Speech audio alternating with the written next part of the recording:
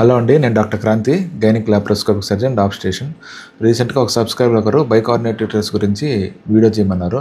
Already bicornuate uterus గురించి video చేస్తున్నాను. ఈ పేషెంట్ మీద ఒక వీడియో చేశాను. అది సెకండ్ మంత్లో వీడియో చేశాను. అప్పుడు ఆ వీడియోలో కూడా చూపించాను మీకు.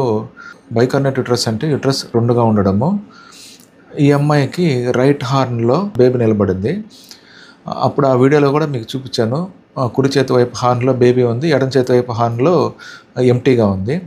ఈ బైకార్నేట్ యూట్రస్లో ఉండడం వల్ల కాంప్లికేషన్ ఏంటంటే అబార్షన్ అయ్యే అవకాశాలు ఉంటుంది. కానీ అందరికీ అవుతుందని కాదు, కానీ రిస్క్ ఫ్యాక్టర్ అనేది ఉంటుంది, అబార్షన్ అయ్యే ఛాన్స్. చాలా వరకు మంచిగా baby 9th month 10th month పెట్టేంత వరకు బేబీ కడుపులో ఉండి హెల్తీగా డెలివరీ అవుతుంది.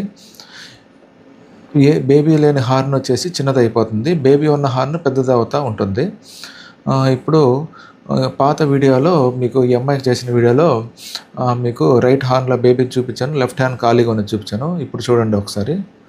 ఇది బేబీ, మీరు చూస్తే బేబీ ఇప్పుడు బోర్లా ఉంది, బిడ్డ బోర్ల పడుకుని ఉంది. సో ఇది బేబీ యొక్క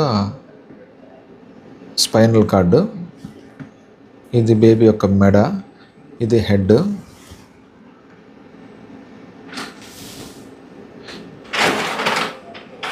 ఇది ప్లసెంటా. ప్లసెంటా అంటే మాయ.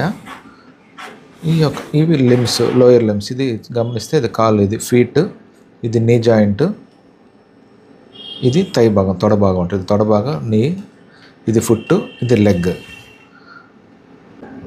ఇది ఫిస్ట్, ఇది ఫిస్ట్ అంటారు, ఇది హ్యాండ్, ఇదంతా అప్పర్ లింబ్, ఇక్కడ నుంచి ఇక్కడ వరకు అప్పర్ లింబ్. మీరు గమనిస్తే పాత వీడియోలో చూస్తే ఇటుపక్క హార్న్ ఉండింది, అంటే లెఫ్ట్ సైడ్ యూట్రస్కి ఒక లెఫ్ట్ సైడ్ హార్న్. ఇప్పుడు గర్భసంచి పెద్ద అయిపోతే ఆ హార్న్ అనేది చిన్నగా అయిపోయి మనకు స్కాన్లో కనబడదు. కాబట్టి ఈ బైకార్నేట్ యూట్రస్ ఉన్న వాళ్ళకి ఏం భయపడాల్సిన అవసరం లేదు. ప్రెగ్నెన్సీ టర్మ్ వరకు ఉండి తల్లి హెల్తీగా డెలివరీ అవుతుంది. ఏదో రేర్ కండిషన్స్లో అబార్షన్ అయ్యే అవకాశాలు ఉంటుంది. ఇప్పుడు ఈ అమ్మాయికి 5th మంత్ బేబీ హెల్తీగా ఉంది. ఇది వాళ్ళ టాపిక్. ఏమన్నా టాపిక్స్ కావాలన్నా కింద కామెంట్ చేయండి. మరిన్ని వీడియోస్ కోసం ఛానల్ లైక్ చేయండి, షేర్ చేయండి, సబ్స్క్రైబ్ చేయండి. Thank you.